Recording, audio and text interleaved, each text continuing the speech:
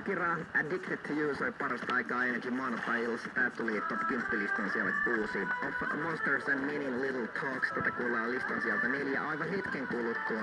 Maanantai-illassa painuu tässä vaiheessa top 10 listan puoleen väliin. Listan sieltä 5 löytyy herrasmies Lahdesta, joka itse asiassa tässä syksyllä julkaisee sitten uuden albuminsa, ja tuolta albumilta ensimmäisenä sinkkulohkaisena toimii biisi nimeltään MRJS, tiedetään myös nimellä Morjes, eli kyseessä on herrasmies nimeltään Aste.